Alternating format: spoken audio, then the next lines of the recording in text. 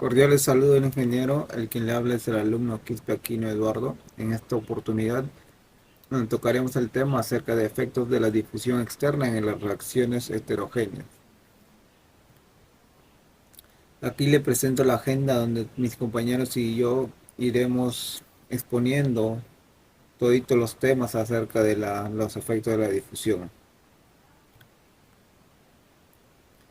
Mm, Empezamos con la exposición, que la parte que me tocó es fundamentos de la difusión.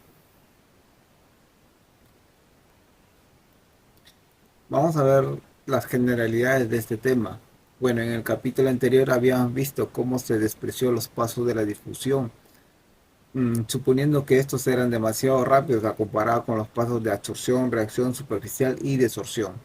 Ahora en este capítulo tocaremos resistencia externa de la difusión, pero hablar de la difusión es hablar de transferencia en masa.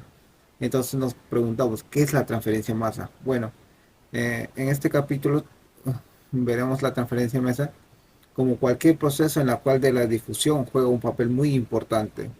También hablaremos acerca de la velocidad global de la reacción, que mis compañeros tocarán este término. Bueno, esto hace referencia a la limitada por la velocidad de la transferencia de masa de los reactivos entre el seno del fluido y la superficie catalítica. Ahora veremos los algoritmos que se debe seguir para lograr estas generalidades. Por ejemplo, el balance molar, la ley de velocidad, la estequiometría, combinar y luego por último evaluar. El balance de masa, el balance molar, incorpora la densidad de flujo molar como un W a Z, los efectos de la difusión. Por ejemplo, para un PFR, o un reactor de flujo tapón, el flujo de A en el eje Z va a ser el área el área por su balance molar. Consideremos la difusión superpuesta a la velocidad molar promedio, como observamos en la figurita. Vamos a ver la densidad de flujo molar. Bueno, la densidad de flujo molar es una adición de la densidad de flujo por difusión molecular en relación con el movimiento del volumen del líquido producido en un gradiente de concentración y la densidad de flujo resultante del movimiento del volumen de flujo. Entonces, en términos más cortos, la densidad de flujo total va a ser difusión más movimiento volumétrico. La densidad de flujo resultante se puede expresar como la ecuación 2, donde el W sub I va a ser la densidad de flujo total de todas las moléculas en relaciones a una coordenada fija. Y esta ecuación 3 es un producto de la concentración de la sustancia A por su velocidad. Bueno, es una velocidad promedio, donde esto va a ser la velocidad de cada sustancia por sus concentraciones, por sus fracciones molares. Para un sistema binario, por ejemplo, tenemos que el volumen va a ser el flujo de A más el flujo de B, como podemos presentar en la ecuación 6. Dicho esta difusión una bimolecular, vamos a ver la primera ley de Fick. Entonces, la mayoría se va a preguntar, ¿qué es la ley de Fick? La ley de Fick está relacionada con la ley de Fourier y la ley de viscosidad de Newton, en donde la ley de Fourier relaciona el flujo de calor con el gradiente de temperatura y la ley de la viscosidad de Newton relaciona las constitutivas entre el esfuerzo cortante y la velocidad de corte. Entonces la ley de Fick es la ley de la densidad de flujo para transferencia de masa. Bueno, acá presentamos la, difusi- la difusividad de A en B, como presentamos en la ecuación 7, y esta ecuación se reduce a la ecuación 8. Entonces, de la ecuación anterior, la ecuación 6, y de la ecuación ahorita que hemos deducido, la ecuación 8, obtenemos la ecuación 9. donde esta es la ecuación de la densidad de flujo molar. Dicho esto, ahora pasamos a la difusión binaria para tenerlo más, un concepto más concreto. Entonces, en la difusión binaria vamos a ver la evaluación de la densidad de flujo molar. Aunque muchos sistemas involucran más de dos componentes, nosotros tocaremos una difusión, como dice su propia, binaria de dos componentes. La difusión de cada especie puede tratarse como si estuviera difundiendo a través de otra especie individual, en lugar de a través de una mezcla definida en una difusividad efectiva. Evaluación del flujo molar. Vamos a evaluar su flujo molar. Ahora nosotros consideremos que A se difunde en B, sustituyendo la ecuación anterior, la 8, y la ecuación 6, obtenemos la difusividad en la ecuación 11.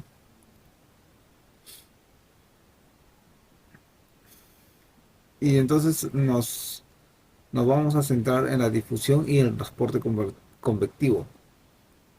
Cuando se tiene en cuenta los efectos de la difusión, la tasa de flujo molar de la especie A es esto reducido en un F sub A en la dirección en dirección específica Z. El producto de flux molar es en dirección del eje Z, o sea, en la misma dirección.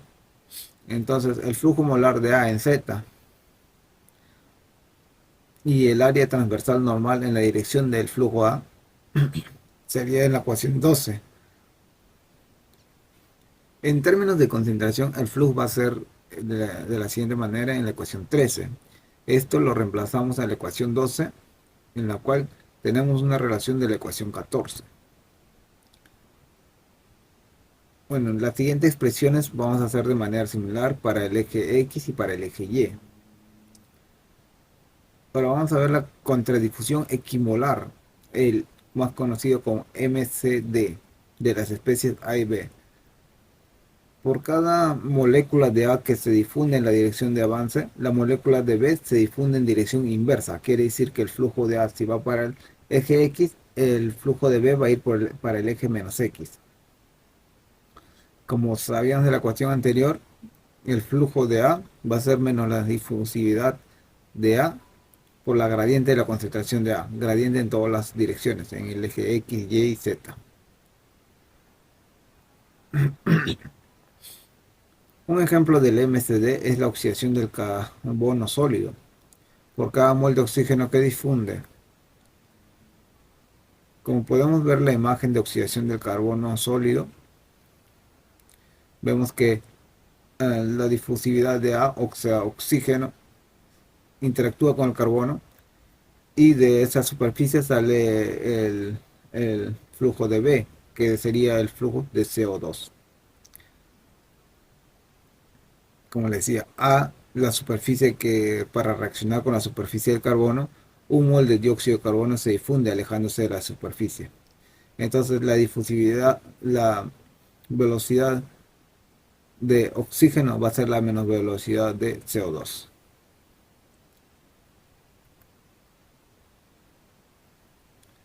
Ahora, por segundo tenemos la especie A que se difunde a través de una especie B o estancada, también conocida estancada. Esta situación generalmente ocurre cuando se trata de un límite sólido y hay una capa de fluido estancado donde el límite a través del cual A se difunde. El, el flujo de A, representado por la ecuación 17, y un ejemplo de esto es la evaporación del líquido en un tubo de ensayo en el aire.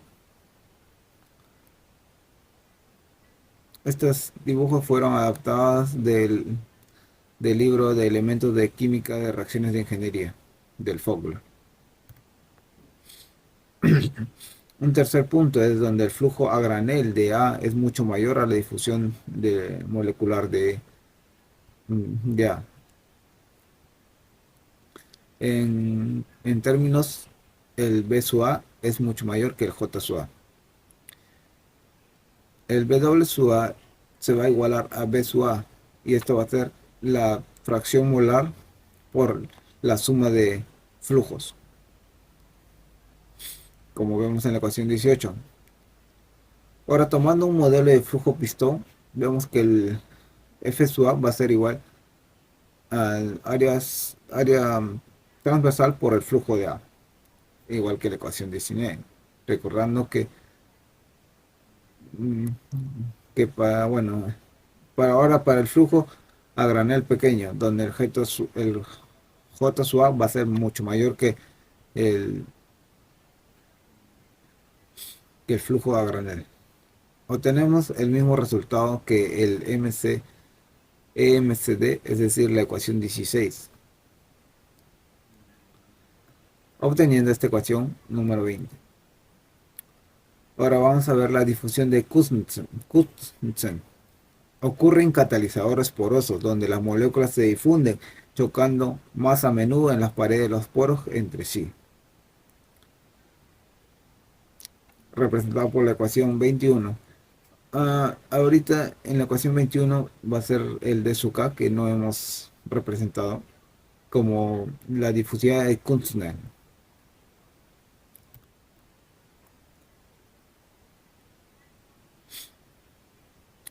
Tenemos la ecuación 22 en términos de coordenadas axiales y radiales, sin variación de angular y sin velocidad radial. Entonces tenemos la siguiente ecuación. La ecuación anterior, como le dije, es coordenadas axiales. Ahora la ecuación 23 va a ser en coordenadas radiales. Las ecuaciones 22 y 23 están en forma fáciles de usar para aplicar a soluciones ya sea en PDE o COMSOL para una dimensión en estado estacionario. La ecuación 22 se puede reducir por la ecuación 24, como le digo, para una sola dimensión.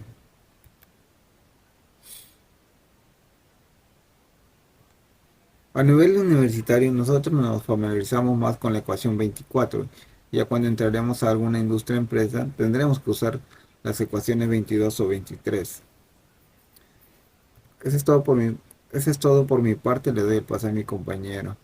Gracias. Mi nombre es Ramírez Oscar Jefferson y yo les voy a explicar sobre la difusión binaria, la parte de condiciones de frontera.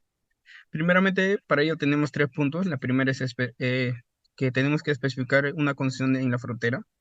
En este caso, eh, tenemos un ejemplo, ¿no? Cuando la distancia es cero, normalmente la concentración de un componente viene a ser la concentración inicial.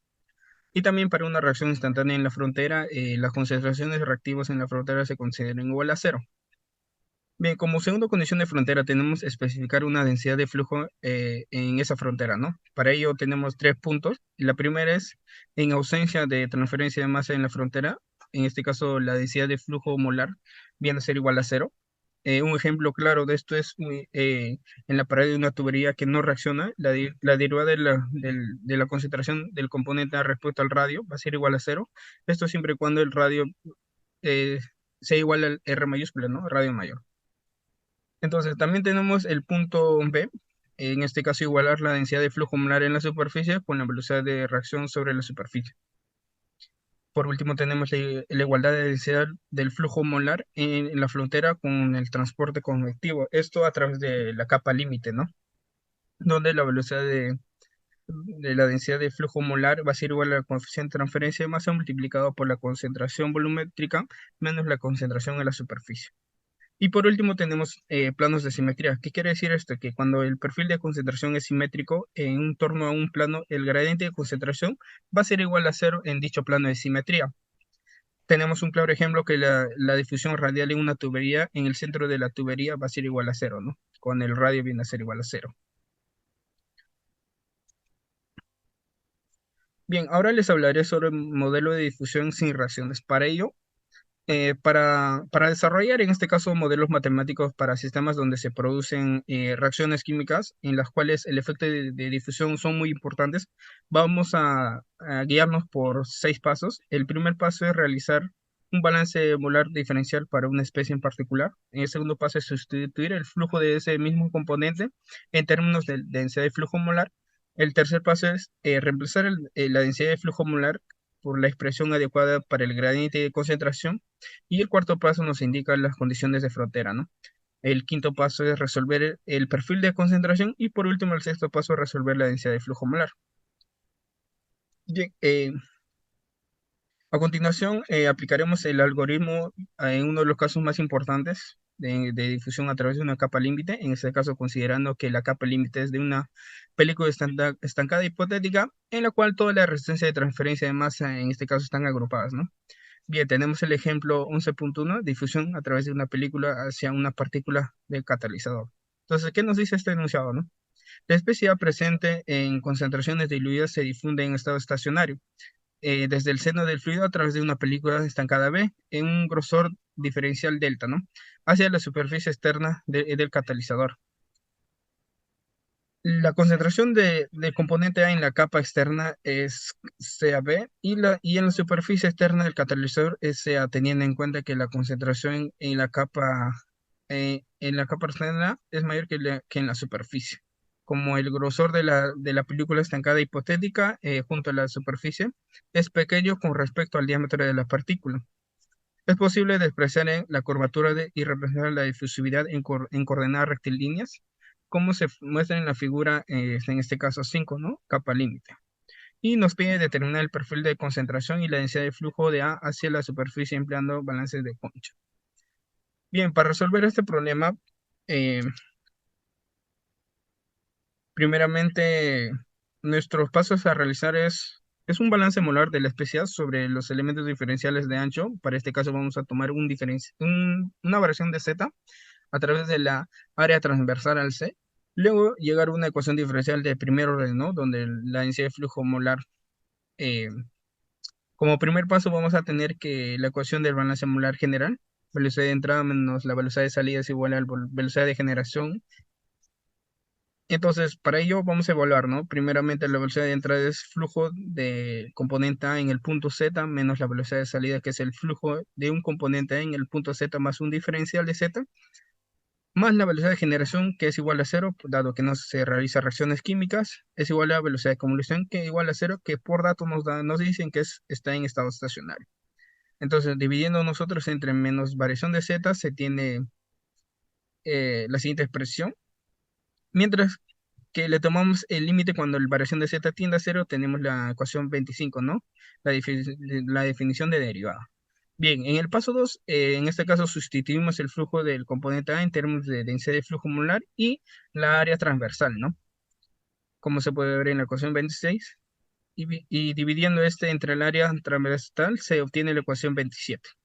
Bien, el paso 3 es prácticamente evaluar los términos de densidad de flujo volumétrico. Para este caso es necesario relacionar la densidad de flujo molar con el gradiente de concentración, empleando en este caso las especificaciones del enunciado del problema, ¿no? Y para difusión desde casi de cualquier soluto a través de un líquido, la concentración de las especies se difunden, se consideran diluidas, para lo cual la concentración diluida del soluto se difunde, entonces tenemos una concentración total constante. Tenemos la ecuación 28. En esta ecuación 28, para difusión constante se tiene la ecuación 29,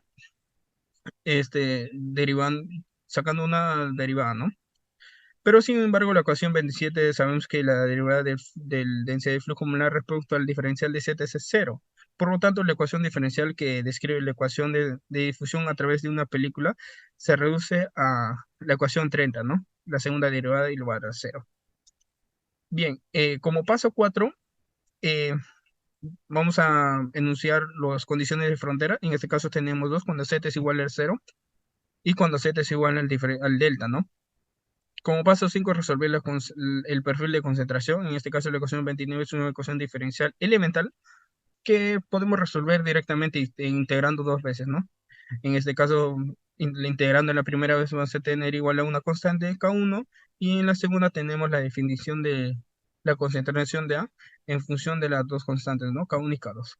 Y entonces con las condiciones de frontera nosotros podemos evaluar y obtener las dos constantes, ¿no?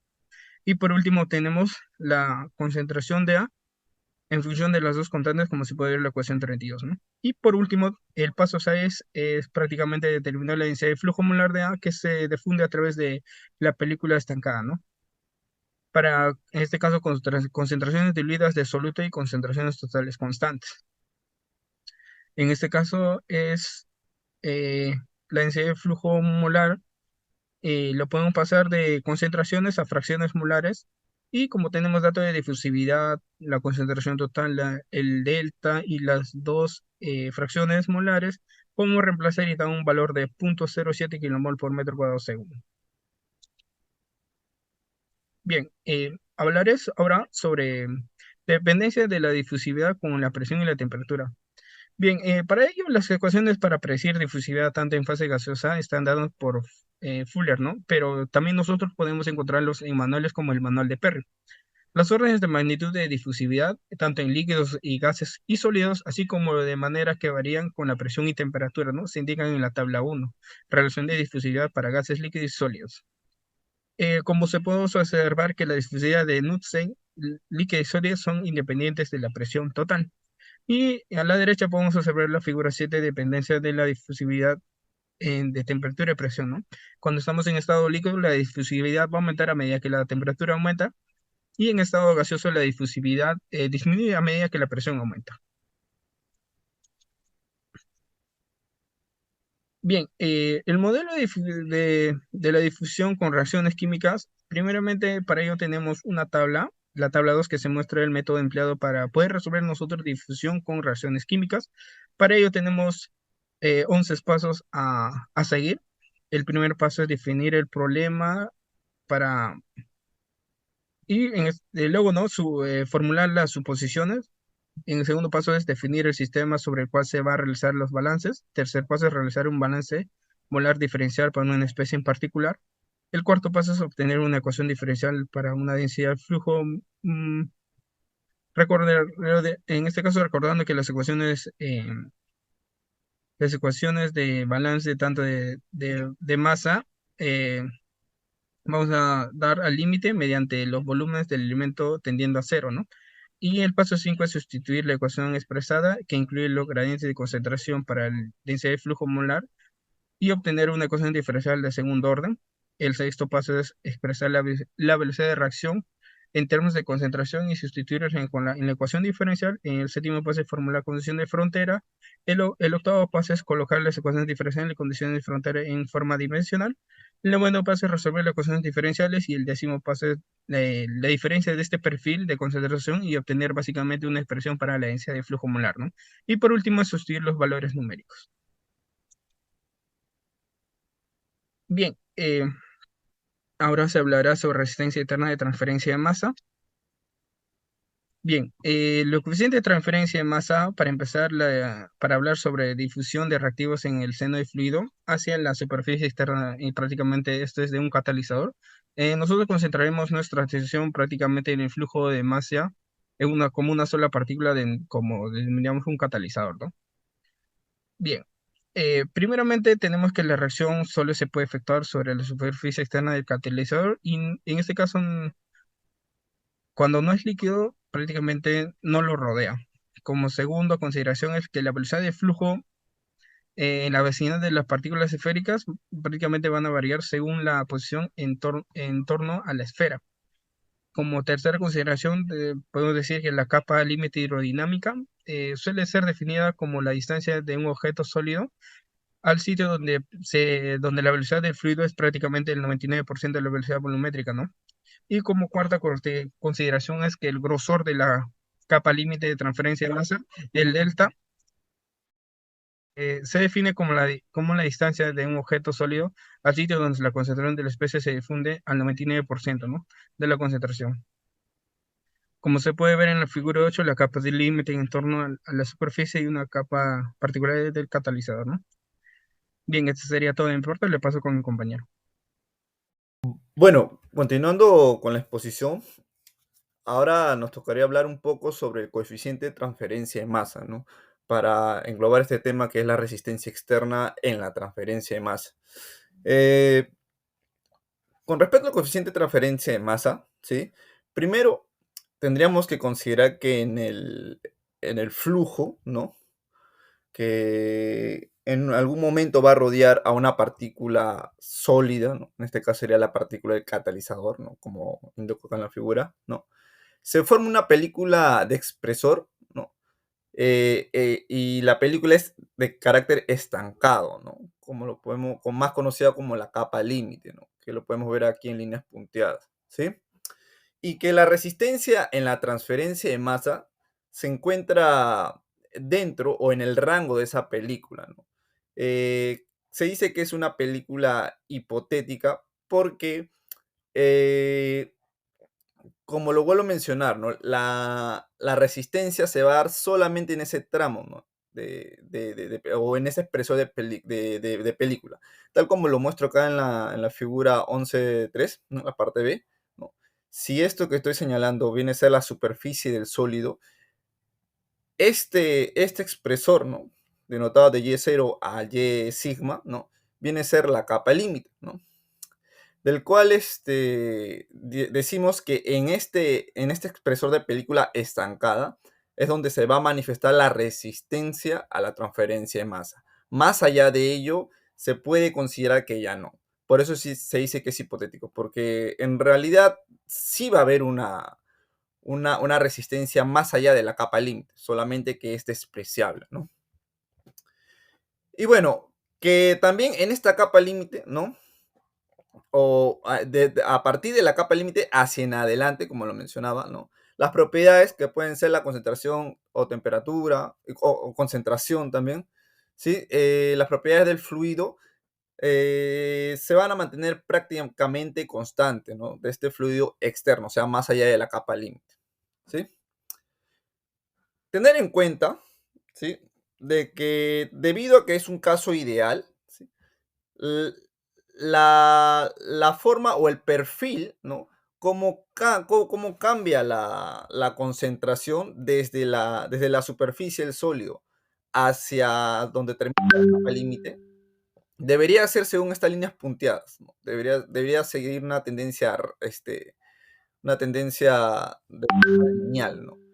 Pero al ser un caso hipotético y visto en la realidad, ¿no? Según mis matemáticas, me va a salir, ¿no? Y las condiciones de frontera me va a salir de esta manera, ¿no? Un poco curviado, ¿no? Como la línea continua que vemos acá, hasta llegar a la capa límite, ¿no? Y ello lo podemos obtener a partir, ¿no? O resolviendo la ecuación, ¿no? De difusividad para un flujo, para un flujo a estado estacionario y estancado, ¿no? Ya lo habían mencionado mis compañeros, ¿no? Acá está esta es la ecuación, en la cual si resolvemos la ecuación a dichas condiciones, cuyo resultado de la ecuación diferencial que vemos aquí, nos va a dar este flux, ¿no? En el cual reordenando este coeficiente, ¿no? Que es la difusividad de A en B, ¿no? Respecto a este expresor denominado capa límite, ¿sí? Lo podemos llamar K sub C, ¿no? Que es el coeficiente de transferencia de masa, ¿no? En función a las concentraciones. Y esta es la fuerza impulsora, ¿no? Aquí está, ¿no? El flux el flux de masa, ¿no? Es igual al coeficiente de transferencia de masa por su fuerza impulsora, ¿no? Que si lo pasamos a dividir, lo reordenamos de esta manera, ¿no?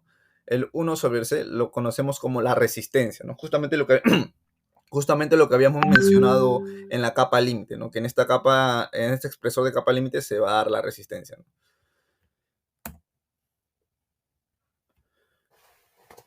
Bueno, todo parte del coeficiente de transferencia de masa, ¿no? Que si interpretamos su inversa viene a ser la resistencia, en otras palabras.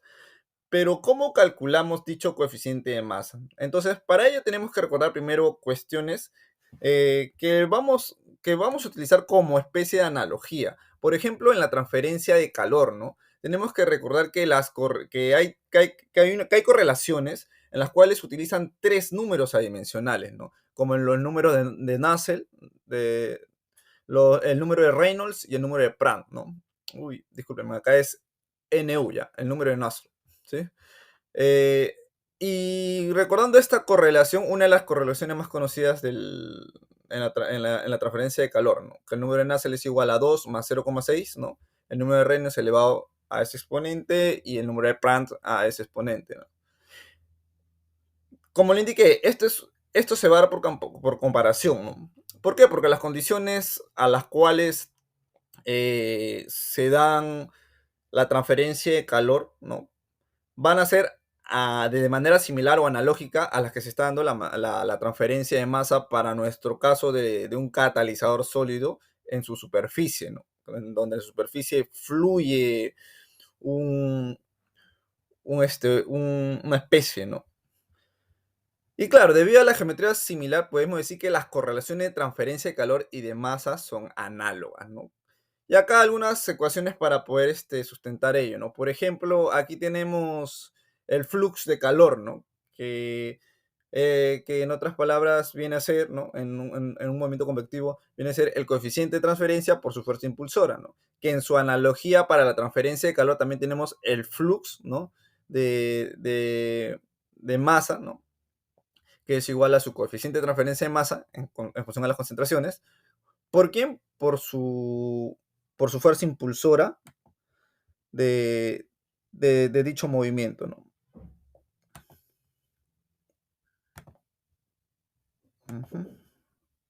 Listo, acá está, ¿no? Coeficiente y fuerza impulsora, ¿no? Igual, ¿no? Para calor, coeficiente y su fuerza impulsora. Como también sus respectivas leyes que se dan en dicho fenómeno de transferencia, ¿no? Por ejemplo, para la transferencia de calor tenemos la ley de Fourier, ¿no? Que está, que tenemos su coeficiente de transferencia, ¿no? Con su respectiva gradiente de temperatura. Análogamente con la transferencia de masa, ¿no? La ley de Fick, ¿no? Que tenemos su respectiva transferencia, que es la difusividad en este caso, con su respectivo gradiente. Bueno, realizando en el caso más simple, ¿no? Que la transferencia o el movimiento se haga solamente en una sola dirección, manteniendo la demás constante, ¿no? Porque sabemos que según la ley de Fick y la ley de Fourier, estas se pueden dar mediante mediante las tres dimensiones o tres ejes coordenados, se podría decir, ¿no? Y claro, con las condiciones que esto se da estado estacionario y que por el momento no hay reacción. Bueno, siguiendo esta analogía, entonces podríamos decir de que si para el caso de transferencia de calor tenemos el coeficiente de transferencia de calor, ¿no? Que es este, entonces para caso de masa lo vamos a reemplazar ¿con quién? Con el coeficiente de transferencia de masa, ¿no? Que proviene de esta comparación que estoy señalando. Y análogamente, ¿no? Que para el caso de la transferencia de calor, tenemos el coeficiente de la transferencia de calor específica que le dicen. También tendríamos para la transferencia de masa la difusividad, ¿no? Que proviene de la analogía de las respectivas leyes, ¿no? Tanto la de Fick como la de Fourier, ¿no? De allí podríamos reemplazar al número de Nusselt por el número de Sherwood, ¿no? Nusselt para la transferencia de calor y para el caso que nos interesa, que es la transferencia de masa, hablaríamos del número de Sherwood, ¿no? Que se definiría de la siguiente manera, ¿no? Como que se define como disculpen, como el coeficiente de transferencia de masa, ¿no? Claro, en términos de las concentraciones, ¿no? Por la longitud característica, que sería en este caso el diámetro de la partícula, ¿no? Dividido entre la difusividad, ¿no? Y bueno, como todo número adimensional tenemos que comprobar de que lo sea, ¿no? Y por ello que aquí señalo aquel pequeño análisis de que el número realmente es adimensional, ¿no? Dado que el primero, que estoy señalando, que es el coeficiente de transferencia de masa, tiene sus unidades de metros por segundo, el diámetro es una longitud en metros, sus unidades, y la difusividad metro cuadrado segundo, ¿no? Y esto compruebe que es un número adimensional, tal cual le estamos dando la analogía para poder reemplazarlo, ¿no? Análogamente, ¿no? Hablaríamos del número de Schmidt, ¿no? que reemplazaría lo que es el número de Prandtl, ¿no? Que en este caso el número de Schmidt sería dividir, ¿no?, la viscosidad cinemática, ¿sí?, aquí está, la viscosidad cinemática, entre la difusividad, ¿no? Que haciendo o realizando su análisis dimensional, ¿no?, para comprobar que es un número adimensional, llegamos a lo correcto, ¿no? Como indiqué, es una manera análoga a la cual realizamos el cambio con el número de Sherwood. Y bueno, una vez teniendo en cuenta estos reemplazos, ¿no?, podemos regresar a esta correlación, ¿no?, que habíamos hablado de como preámbulo en lo que es en la transferencia de calor, para reemplazar, ¿no?, dichos números, ¿no? En vez de Nusselt pongo Sherwood y en vez de Prandtl pongo Schmidt, ¿no? Para poder tener finalmente esta correlación que está aquí, que es más conocida como la correlación de Frosching.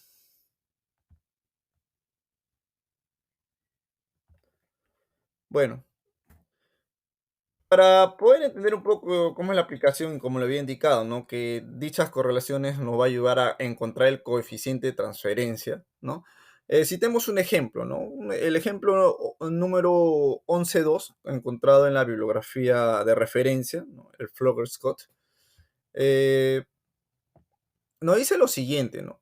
Dice, calcule la densidad de flujo másico del reactivo A hacia una sola partícula de catalizador, donde el diámetro del catalizador es 1 centímetro, ¿no?, y está suspendida en un volumen grande de líquido.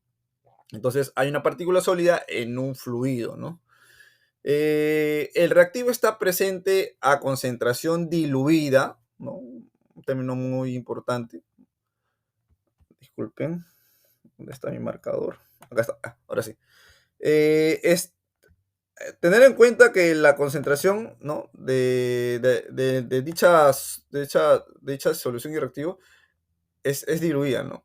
Y se considera que la reacción se realiza instantáneamente en la superficie externa de la partícula, ¿no?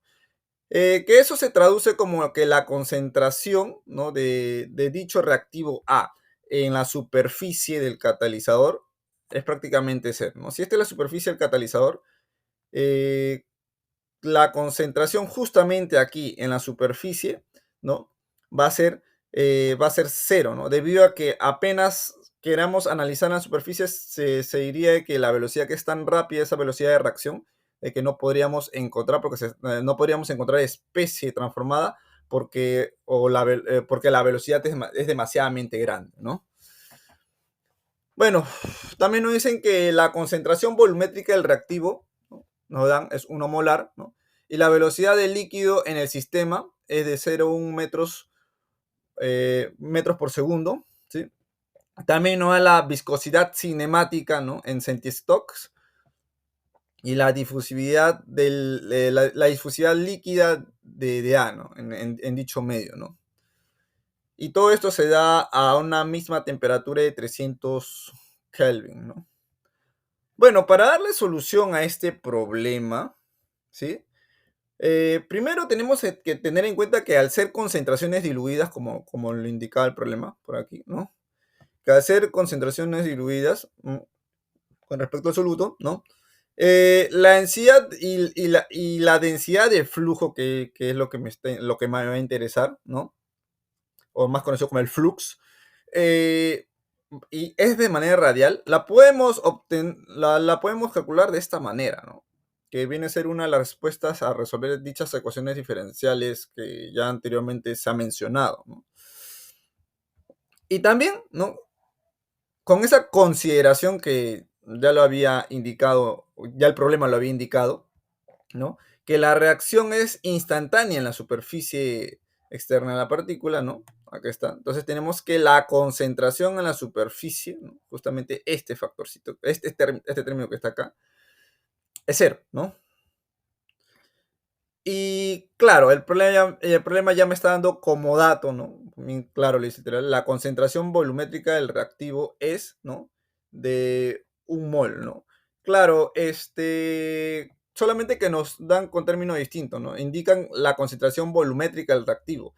Como lo había mencionado a principios de mi presentación, a partir de la capa límite hacia en adelante del fluido, o hacia la parte externa del fluido, ¿sí? Las propiedades se van a mantener prácticamente constantes, van a ser la misma, ¿no?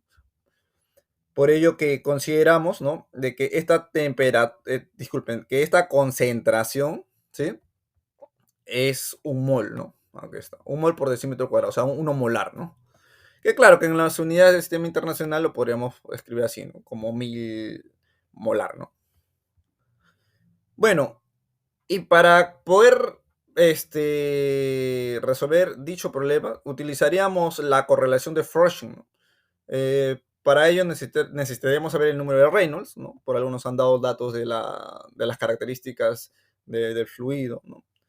Como también el número de Schmidt, que sabemos su definición, ¿no? Ya está. De Sherwood, disculpen, el número de Sherwood, que sabemos su definición, y el número de Schmidt. Bueno, entonces tenemos que calcular primero el número de Reynolds, ¿no?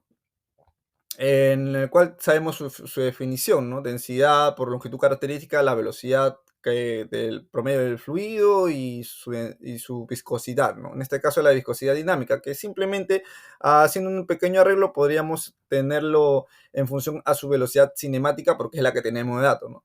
Reemplazamos dichos datos, ¿no?, y el número de Reynolds me sale 2000. Al igual, según la definición del número de Scott, ¿sí?, que el cual indica que la velocidad se relaciona la velocidad, disculpe, la viscosidad cinemática con la difusividad, ¿sí?, las cuales son datos del problema, sale 5000, ¿no? Y ambas reemplazándolos en la correlación de Froschling, tenemos, ¿no? ¿No? Acá está, el número de Reynolds es 2000, ¿no? El otro número es 5000, ¿no? Y según la definición de Sherwood, ¿no?, ya teníamos ya a lo que es el diámetro de la partícula, ¿sí? Está. Nos piden el diámetro de la partícula y la difusividad, ¿no?, en ese medio, ¿no?, que está. La difusividad, ¿no? Está 10 a la menos 10, ¿no? Del cual el coeficiente de transferencia de masa en términos o en función de las concentraciones, ¿no?, nos arroja este valor, ¿no? Resolviendo esa ecuación, nos arroja ese valor, ¿no? Entonces, ¿no?, regresando a esta ecuación, mencionamos que fue la primera ocasión que planteamos, ¿no?, que es esta, ¿no? Ya con las condiciones del problema, que esto es 0, esto de acá es 1, este otro de acá es 1 molar, y ahora último hemos calculado el coeficiente de transferencia de masa, entonces, por ende, podríamos tener el flux o la densidad de flujo, ¿no?, el cual se hace en este último paso, ¿no? Reemplazamos simplemente en esta ocasión, esta lo volví a escribir, ¿no?, y reemplazando dichos valores, ¿no?, podemos obtener ¿quién? El flux o la densidad de flujo, ¿no?, que nos arroja un valor de 4.61 por 10 a la menos 3 mol por metro cuadrado segundo.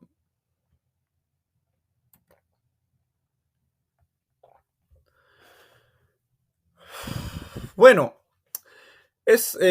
ahora vamos a continuar con otro punto denominado como la transferencia de masa en una sola partícula, ¿no? Bueno, en el ejemplo anterior ya habíamos mencionado, ¿no?, a grosso modo de lo que es la transferencia de masa en una sola partícula, porque lo analizamos para una sola partícula. Y es más, literalmente el problema lo indicó, ¿no? Lo tenemos aquí, ¿no? Aquí está, ¿no? Hay un flujo másico del reactivo hacia una sola partícula de catalizador, ¿no? Y vamos a mencionar un poco ello, ¿no?, en esta última parte, ¿no? Que primero tenemos que considerar un caso general, ¿no? ¿No?, que lo menciona como el caso de isomerización, ¿no?, que una sustancia A reacciona para que se convierta en B, ¿no? Este es el tipo de reacciones que dicen, ¿no? Y según este tipo de reacción, y hablando de catalizadores, ¿no? Y como la reacción se da en la superficie, ¿no? Podemos asumir un mecanismo en el sitio, ¿no? Siguiendo la ley de velocidad de Langmuir-Hirscher, ¿no? Que justamente es ello, ¿no? Acá está. En donde, al ser las temperaturas relativamente grandes, ¿no? En dicha superficie, entonces estas constantes de absorción, ¿no? Serían muy pequeñas, ¿no? O sea, vale decir que la absorción en la superficie del catalizador se podría despreciar, ¿no? Entonces, este término tendería a cero, ¿no? Muy claro, o tendería a cero con respecto a la unidad, ¿no? Como lo indico acá, ¿no? Este término es mucho menor que 1. Y por ello, dicha ley, ¿no? La ley de Langmuir, quedaría de esta manera, ¿no? O sea, la velocidad de reacción en la superficie del catalizador sería igual a su respectiva constante de velocidad, ¿sí? Por la concentración del reactivo A en dicha superficie, ¿no? Ahora, según las condiciones de frontera, el flujo en la superficie tiene que ser igual a la velocidad en la superficie, que justamente ya lo habíamos calculado. Entonces, como sabemos que el flujo en la superficie lo calculamos de esta manera, ¿no? Ya lo habíamos mencionado en el problema anterior, igualamos las ecuaciones, ¿no? Lo igualamos, aquí está. Y al igualarlas, podríamos despejar, ¿no? Al igualar esta ecuación, ¿no? Podríamos despejar lo que es la concentración del reactivo A en la superficie del catalizador, dado que ello es prácticamente, digamos, imposible de calcular, ¿no? Porque la reacción sea muy rápida, ¿no? Y es más, es un caso teórico, ¿no? Entonces, para poder salvarnos de ese dilema del cálculo, mejor la expresión la dejamos en términos de la concentración del reactivo, nada más, ¿no? O sea, en general, ¿no? La cual es esta ecuación, ¿no? Que está en términos de la concentración del reactivo y, claro, también de la constante de velocidad, como también del coeficiente de transferencia, ¿no? Que acá está el caso C, ¿no? Y bueno, reemplazando este señor en lo que es en la ley de velocidad que ya habíamos descrito, ¿no? O habíamos deducido a partir de Langmuir, ¿sí? Tenemos que la densidad de flujo o el flux es de esta manera. Ya está. Que reordenando los términos, ¿no? Podríamos escribirlo así. Donde este último señalado, ¿no? Lo conocemos como el coeficiente de transferencia efectivo, ¿no? Que simplemente es una relación entre lo que es el coeficiente de transferencia de masa y la velocidad la velocidad de reacción del reactivo en la superficie. Y según cómo sea el análisis de este coeficiente efectivo, podríamos hablar de que si la reacción es lenta o la reacción es rápida, ¿no? Bueno, en consideración, bueno, vuelvo a escribir dicha ecuación, la última mencionada, ¿no? Acá está la concentración de A y el coeficiente de transferencia efectivo, ¿no? Que en su producto me tiene que dar la velocidad de reacción en la superficie del reactivo A, ¿no? Que en la situación que tengamos que la reacción sea rápida, ¿no? Esto quiere decir que la velocidad de transferencia de masa, ¿no? Va a limitar a la velocidad de la reacción, ¿no? Que matemáticamente se entiende de esta manera, ¿no? Que el coeficiente, que el coeficiente de transferencia de masa es mucho menor a la constante de velocidad de la reacción en la superficie, ¿no? Que si reemplazamos en dicha ecuación que tomamos como referencia, nos quedaría así, de esta manera, ¿no? Nos quedaría así. Del cual, ¿no? Este término que está acá, ¿no? Sería muy pequeño en comparación a 1. Entonces, aproximadamente dicha velocidad del reactivo A en la superficie del catalizador quedaría aproximadamente igual, ¿no?, a la constante, al coeficiente de transferencia de masa, en el caso C, por la concentración del reactivo A, ¿no? Donde me interesa saber este coeficiente de transferencia de masa. Y como ya lo había mencionado, para calcular los coeficientes de transferencia de masa, en su total, en su mayoría utilizamos las correlaciones, ¿no? En este caso podríamos utilizar la correlación de Frosching. Acá está, ¿no? Del cual, al ser este factor, ¿no?, estos factores, ¿no?, van a salir números mucho más grandes en comparación de 2, podríamos despreciar este 2, ¿no? Y al reemplazar, ¿no?, dichos valores, acá está, la correlación de Frosching quedaría así, ¿no? Y ya despejando obviamente el coeficiente de transferencia de masa, que es lo que me interesa, ¿no? Acá está, como le indiqué, estos valores que están acá, ¿no?, este producto que estoy señalando, va a salir un valor mucho más grande comparado con este término acá, por eso se desprecia el factor 2 y aproximadamente lo podemos dejar de esta manera. Y de esta manera, lo que me interesaría sería este factor que está acá. ¿Por qué? Porque está en términos de la velocidad, ¿no?, de transferencia, ¿no? Y bueno, sin mucho, sin mucho que decir, ¿no?, el coeficiente de transferencia de masa, ¿no?, se podría expresar de esta manera, en el cual la velocidad con la que se da la transferencia de masa está elevado a este orden, ¿no? Entonces, gráficamente podríamos entenderlo, ¿no?, de esta forma, ¿no?, de que a medida que la velocidad, ¿no?, va aumentando, la velocidad de reacción, ¿no?, tiende a un valor límite, ¿no? Acá hay una asíntota, ¿no?, que justamente nos indicaban que esa asíntota va a estar dada por la velocidad de transferencia de masa que va a limitar, ¿no? Y bueno, eso sería en el caso en que la reacción sea rápida. Pero si la reacción fuese lenta, vamos a borrar un rato, ya. Si la reacción fuese lenta, o sea, sería el caso, matemáticamente el caso contrario con el coeficiente y con la velocidad específica de reacción, ¿no? Acá está, ¿no? O sea, la velocidad específica de la reacción en la superficie es mucho menor que el coeficiente de transferencia.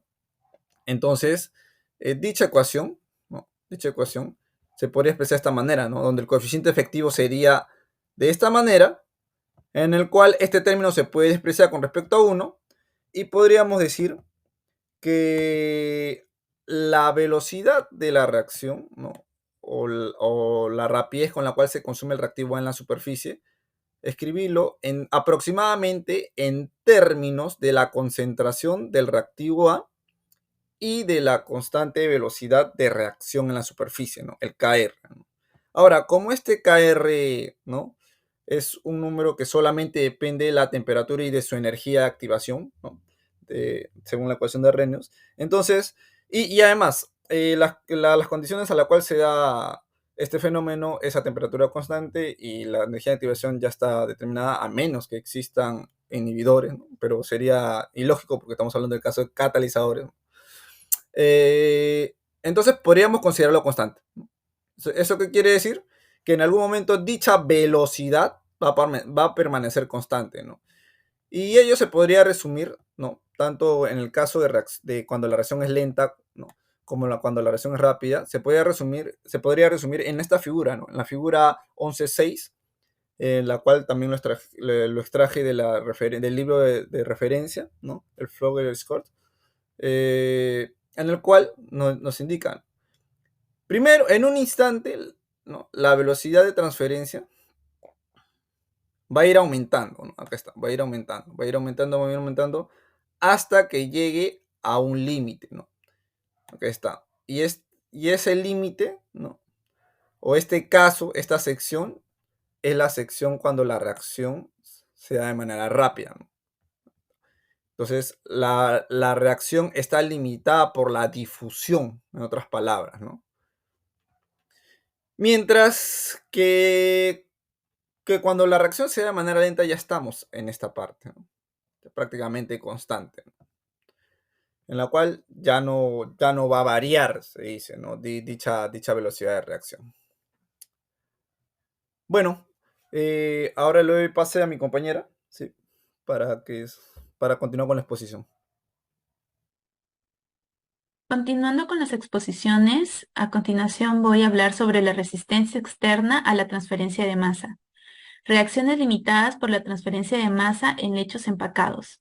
En reacciones dominadas por la transferencia de masa, la velocidad en la superficie del catalizador es tan rápida que la velocidad de transferencia del reactivo desde la fase gaseosa o líquida hacia la superficie es la que domina la velocidad total de reacción. Las reacciones limitadas por la transferencia de masa responden de manera muy distinta a las reacciones que están limitadas por la velocidad al generar cambios en la temperatura o en las condiciones de flujo. Entonces, a continuación voy a desarrollar las ecuaciones fundamentales para describir la variación de la conversión con los diversos parámetros de diseño del reactor como las condiciones de flujo. Voy a empezar por el balance molar para la siguiente reacción limitada por la transferencia de masa efectuado en un reactor empacado, específicamente en un diferencial de volumen, además en un estado estacionario. Entonces tenemos que la velocidad molar de entrada menos la velocidad molar de salida más la velocidad molar de generación es igual a la velocidad molar de acumulación. Como estamos en estado estacionario, este es igual a 0. La velocidad molar de generación es igual al RA, que es la velocidad de generación del reactivo A, por unidad de superficie del catalizador, por AC, que es igual a la superficie externa del catalizador por volumen del hecho catalítico, por el volumen, que es igual al AC mayúscula. Este es igual al área transversal del reactor por diferencial de Z, que es diferencial de longitud. Como se puede observar en el gráfico, tenemos ahí un reactor empacado donde señalamos el diferencial de volumen.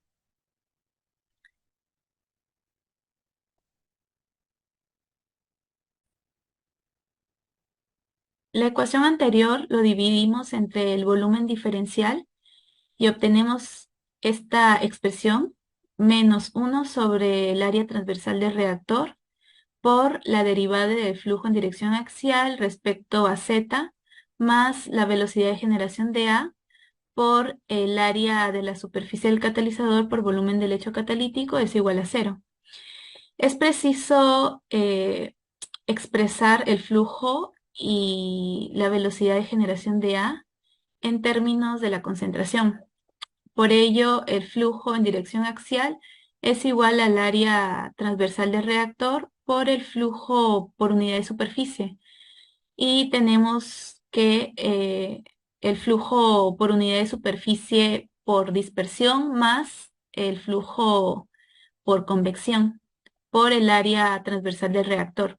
Pero en los reactores empacados, el flujo por dispersión es despreciable con respecto al flujo por convección. Es por ello que lo eliminamos y simplificamos de la siguiente manera.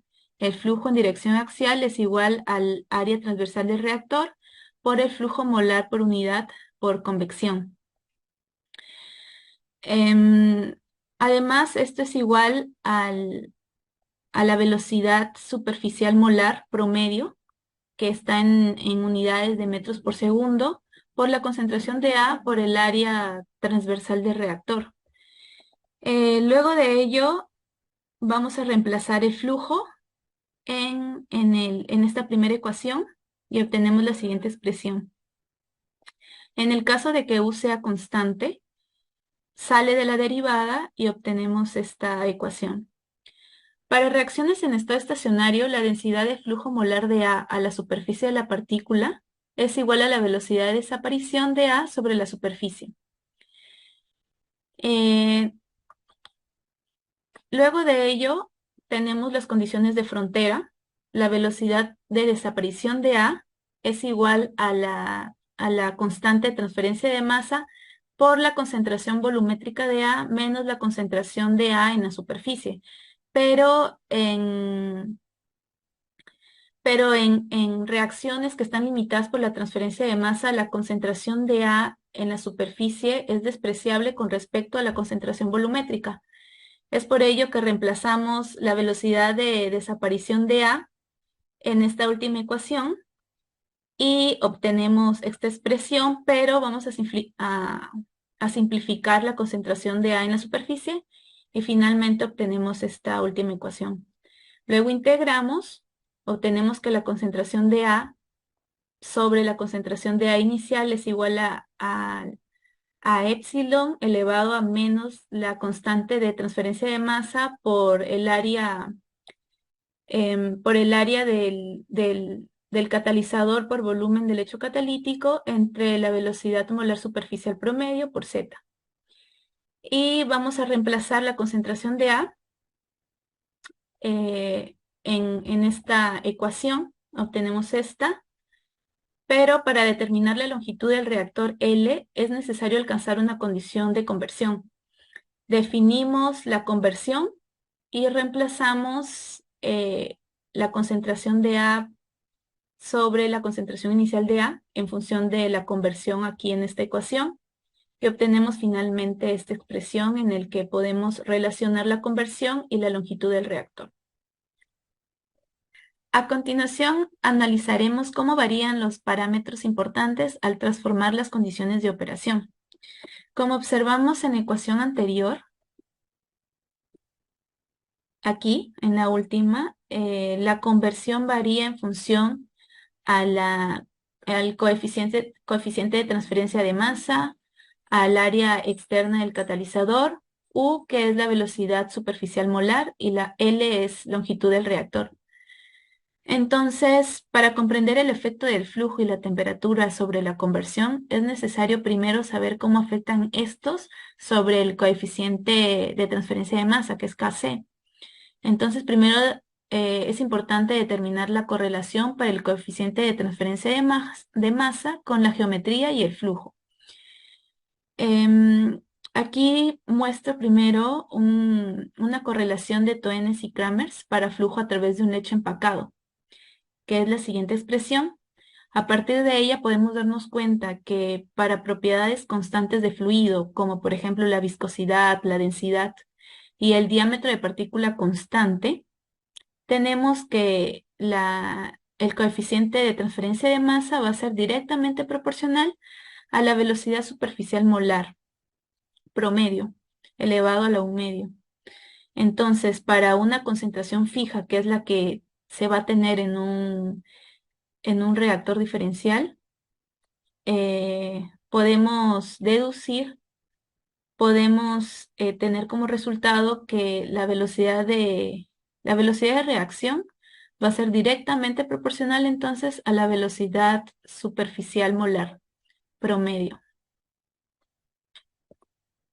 Gracias.